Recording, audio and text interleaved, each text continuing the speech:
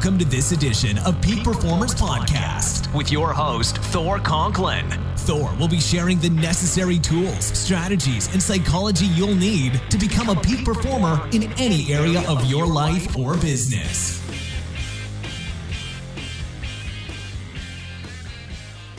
Welcome back to another episode of the Peak Performers Podcast. I'm your host, Thor Conklin. Today we are going to dive into, and I'm going to give you a little bit of an insight of what we do with our clients when we onboard them.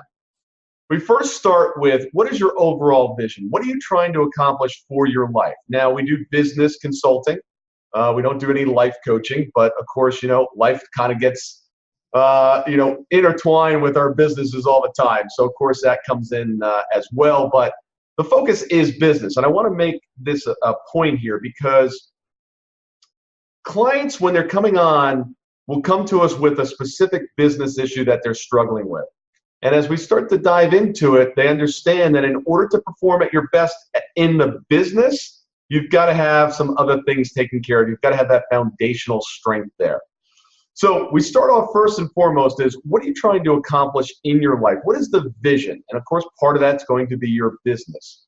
But we want to make sure that we don't have just a business vision, because if we have that, we may just be heading in a direction that is not in alignment with where they want to go personally. So we're looking at the entire picture. Underneath that, we figure out, okay, what goals do we need to achieve in order to get to that vision? So the vision might be 3 years off, 5 years off, 10 years off, doesn't matter. But what goals do we need to accomplish this year, in the next 12 months, next 14, 18 months, in order to drive us towards that vision? Because, and I've done this myself, where I've actually come up with annual goals, headed off in a direction, only to find that I was headed in a direction that was not consistent and in alignment with my overall vision. So you've got the vision up top. If you think of a pyramid, at the top of that pyramid, you're going to have the vision up on the top. Right underneath that, supporting that vision, is going to be the goals, the annual goals for the year. And then underneath that, I call this Thors Core 4, okay? You can use your own name, insert Sally or Bob or anything else in there, but it's your Core 4. And what that consists of is health, mental health. The first one is physical health, mental health, relationships, and then business/finance. And the reason that we do that is many times we have clients that come to us that are just professional investors, aren't really running a business per se, but at the end of the day, really, why are we running our business? We're trying to get our financial means at a certain level, so we no longer have to work, or at least work on a daily basis. Today, what I want to do is I want to dive into one of these pillars. And the pillar I want to dive into is relationships. So when we're working with a client, we're onboarding them, they're going to come up with their goals. What do they want to accomplish for the year?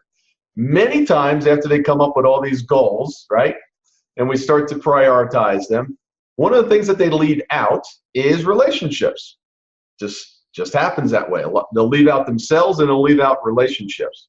Now, without relationships, what can we produce by ourselves? Not as much as we can with relationships. Now, these relationships are not only personal relationships, business relationships, relationships with clients. It's all in the same bucket.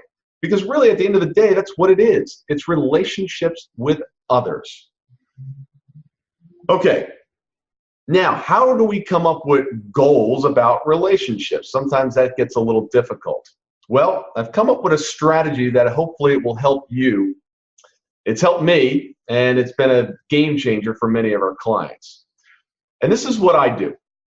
I put together a list of 100 people, actually more than that, it's about 125 people that are important to me. Clients, friends, family, vendors, whoever it is. It's my top 125 list. From that list, I picked the 5 people that I want to be spending the most time with in the coming year. Who are those? Identify those 5. And then I move to another group of 20. And I say, who are the 20 people that I don't want to spend as much time, I don't have as much time to spend with them as the 5, but I want to make sure that they are top of mind and that I'm cultivating and making deposits into those relationships on a weekly basis or a monthly basis, depending on how you structure it. Once you have that list of 5, 20, and then what's remaining is 100. Now, in the 100 list, there might be some relationships in there that you don't even have right now, but you would like to have. If there's some celebrities or business titans that you want to get to know, but you don't know yet, put them on your list. This is someone that I want to develop a relationship with. Because if it doesn't get addressed, it doesn't get written down, it's not going to get addressed. So now that you've got this list, what do you do with it? Well, let's back up just one moment. I think we all understand that who we spend the most time with is who we become. There's a lot of talk in the industry about, you become the average of the 5 people that you spend the majority of your time with. Well, that's true or not true, I don't know, but I certainly find that the people I spend time with, my game is either elevated or it decreases based on what that peer group is like at that time. And it's something you should be looking at each and every year and figuring out how to move yourself up one notch. How do you get to the next level? It's not a status thing. It has nothing to do with ego, but I don't play at the same level I did 4 years ago, 3 years ago, 2 years ago. And the same people that got me to the level that I am now are not going to get me to the next level. I want to figure out how to play with the big boys. And next year with the bigger boys and the biggest boys and girls. Once you figure out what this list is, now comes the magic part. All right? I know you're all waiting for this. Here's the secret sauce. Schedule it. Track it. Measure it. What do I mean? Look, if you want to stay in touch with the 5 every single week, put on your calendar. Make sure that you're spending time, whether it's your kids, your wife, your husband, significant other, biggest client, doesn't matter. Put time on the calendar. Look, if it doesn't get scheduled, it's not going to happen. Something else will get in the way. Schedule the time. I know this sounds a little to some, this doesn't sound natural. It doesn't seem authentic if I have to schedule time with my wife. Well, look, here's what happens. If you don't schedule the time, something else is going to eat into it. Have a date night. Put it on the calendar. Same thing with the 20.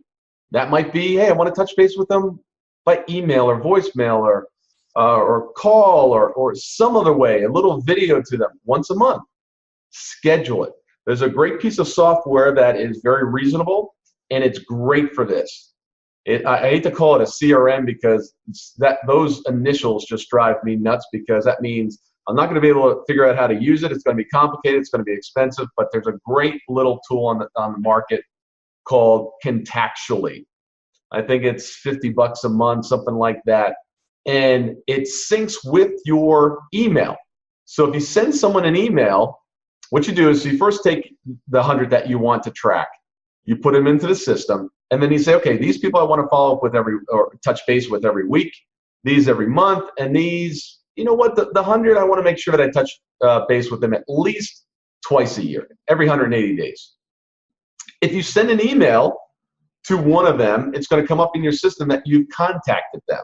But if you haven't sent an email, since it syncs with your email, it'll say, hey, you haven't spoken to Bob in 5 months. Well, maybe you have. You've made a phone call. It's not smart enough yet to sync with your phone and who you end up calling. But you simply go in there and say, you know what, I've already spoken to Bob. Or, no, I haven't spoken to Bob, and I need to speak with him. What do? Put it on your calendar.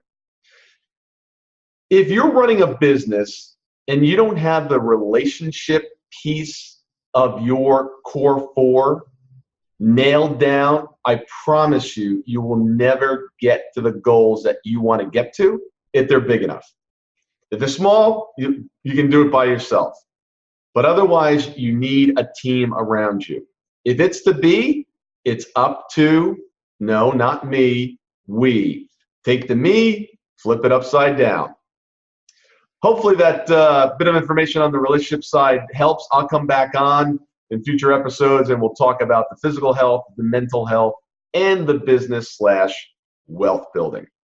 Until then, have an amazing week and see you back here on the Peak Performers Podcast.